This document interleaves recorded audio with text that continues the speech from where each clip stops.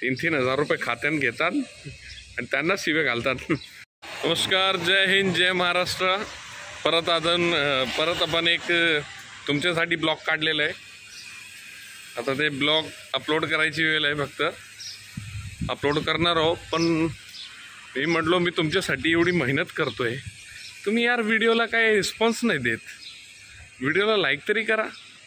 हां, आणि ज्याला असं वाटत असेल ना की व्हिडिओ मला पाठवतोय, भाई तू ब्लॉक करू शकतोय, नाहीतर अनसबस्क्राईब करू शकतोय, काय वांधा नाही आपल्याला। बाकी इच्छा तुमची, काय नाही। शिवाजी महाराज व्हिडिओ बनवला अख्खा, ते बघून घ्या पूर्ण व्हिडिओ। तुमच्यासाठी बॉम्बेला गेलो, म्हणजे मी माझं कामच करतोय, पण कसं आहे शेटचे बरोबर राऊंड ब्लॉग काढणं खायचं काम नाही, तरी पण तुमच्यासाठी ब्लॉग काढलेला आपण। ब्लॉग बघा। श्री छत्रपती शिवाजी महाराजांचा पुतळा, त्याबद्दल माणसा जाम चिडलेली, सगळी माणसं रोडवरती आली, म्हणजे पदयात्रा काढली, मोर्चा काढला। पण एक चुकीचा वाटला मला,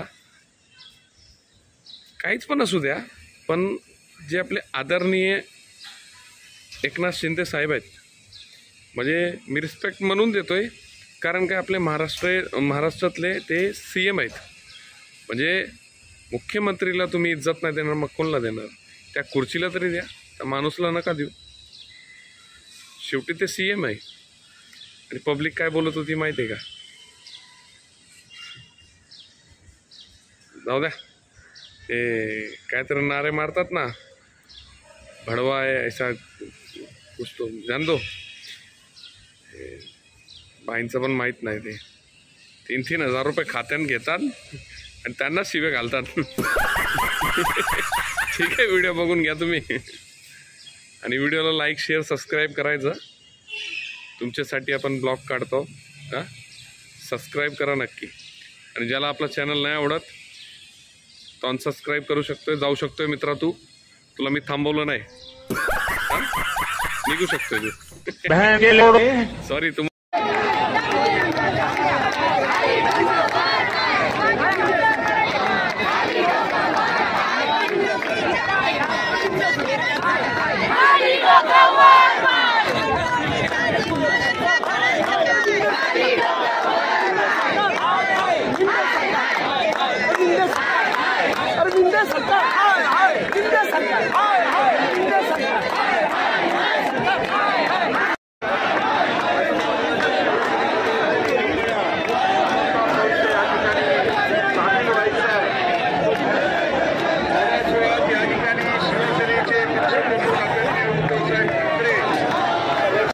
श्री छत्रपती शिवाजी महाराजांचा पुतळा पडलेला, आज त्याचा इथं बॉम्बेला मोर्चा ठेवलाय। म्हणजे आपण जे व्हिडिओ बनवली होती ना, ते चुकीचं नव्हती, बरोबर बनवली होती। आता आम्ही सगळीजण आलो इथं मोर्चा काढायला, मोर्चात सामील आहे आपण, आपले अनिल कौशिक साहेब पण आलेत। म्हणजे एक चीज बघितली मी, की बालासाहेब होते ना, बालासाहेब ठाकरे, ते आपली जागावर एकदम परफेक्ट होते, की या चुत्यांना काय फरक नाही पडत। जे बाहेरचे आहेत ना, भैया लोक आहेत, काहीतरी ते एज्युकेटेड माणसं आहे, त्यांना त्यांना फरक नाही पडत की इथं महाराष्ट्रामध्ये काय चाललंय काय नाही चाललंय, म्हणजे कोणाचा पुतळा पडला, कोणाचा काय, त्यांना काय फरकच नाही पडत। त्यांची दुनिया वेगळीच आहे, पण ते चुकीचं आहे। महाराष्ट्रामध्ये राहतात म्हणजे समजलं पाहिजे की काय झालंय। नक्की आपण तुम्हाला दाखवत राहू सगळं। आत्ता नाश्ता करायला आले आपण, दाखवू तुम्हाला सगळं। आपण इथं आलो, आता मोर्चात आलो, पण नाश्ता करायला आलते, तेव्हा हे भेटले चित्रकार, आता हे चित्र काढतायत, बघू आपण।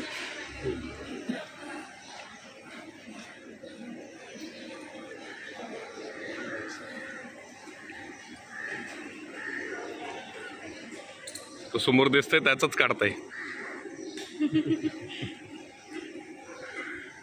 Thank you for permission.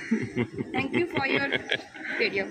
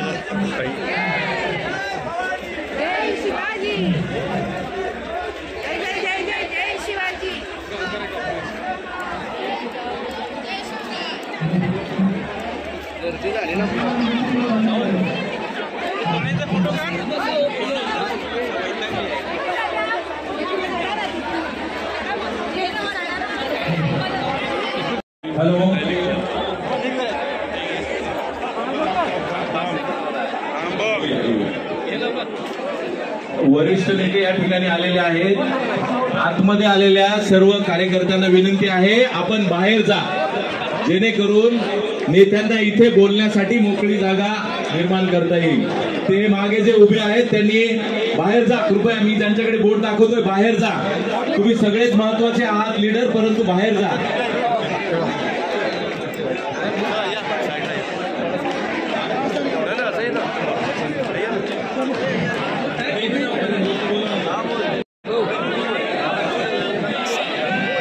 या आतमध्ये असलेले कार्यकर्ते पदाधिकारी यांना विनंती आहे तुम्ही बाहेर जा, थोडंसं मोकळं होऊ द्या इथे, म्हणजे वरिष्ठ नेते जेव्हा संबोधन करतील तेव्हा त्यांना पुढे राजकारण करायचं आणि पेशवाईसारखं महाराजांचा अपमान करायचा आणि कमिशनखोरी आणि भ्रष्टाचार अशा मार्फत छत्रपती शिवाजी महाराजांच्या प्रतिमेचा अवमान करण्याचं पाप जे महाराष्ट्राच्या आणि केंद्राच्या सरकारने केलं. आणि म्हणूनच त्या दिवशी ज्या पालवनमध्ये छत्रपती शिवाजी महाराजांच्या प्रतिमा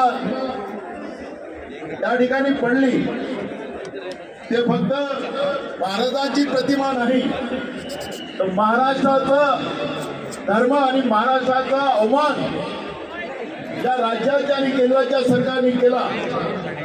आणि म्हणून महाराष्ट्रामध्ये जे शिवप्रेमी आहेत, छत्रपती शिवाजी महाराज आमच्या सगळ्यांचे दैवत आहेत, महाराजांच्या अवमान करणाऱ्या सरकारच्या विरोधात आज आपण हुतात्मा चौकापासून तर गेटवे ऑफ इंडिया पर्यंत छत्रपती शिवाजी महाराजांना नतमस्तक होण्यासाठी इथं आलो.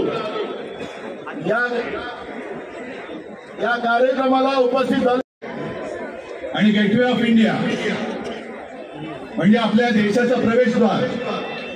आज याच इथे छत्रपती शिवाजी महाराजांच्या साक्षीने हे जे शिवद्रोही सरकार आपल्या महाराष्ट्रामध्ये बेकायदेशीररित्या घटनाबाह्य पद्धतीने बसलेलं आहे, त्यांना आपण सांगितलं पाहिजे की get out of India, get out, get out of India. आणि म्हणूनच आम्ही इथे जमलेलो आहोत.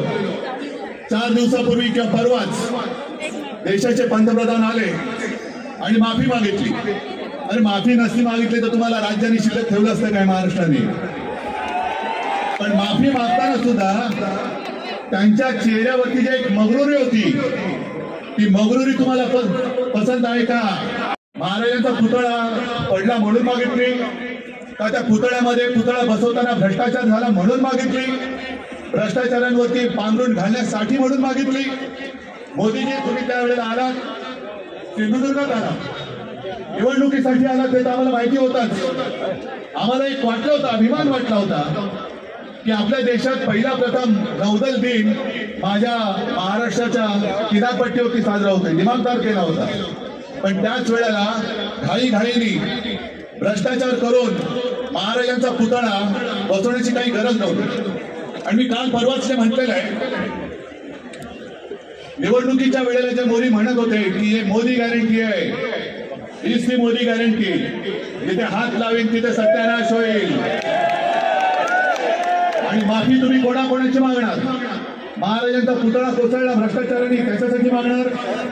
तुम्हीच ते निवडणुकीसाठी म्हणून काही गडबडीने राम मंदिर उभं केलं ते गळते म्हणून तुम्ही मागणार? काही गडबडीने संसद भवन उभं केलं ते गळते म्हणून मागणार? दिल्लीच्या एअरपोर्टचं छत कोसळलं, विमानतळाची छत कोसळतायत, पूल कोसळतायत, सगळ्याबद्दल मोदीजी तुम्ही माफी मागण्यापेक्षा जसं आपल्या महामहिम राष्ट्रपतीजी म्हणाले की आता बस झालं.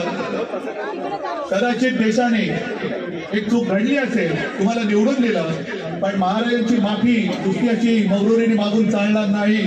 हा शिवप्रेमी महाराष्ट्र आहे, हा महाराष्ट्राच्या आत्म्याचा अपमान केलेला आहे, महाराष्ट्र धर्माचा अपमान केलेला आहे. आणि महाराष्ट्र कधी शिवरायाचा अपमान करण्याला माफ करत नाही, करणार नाही.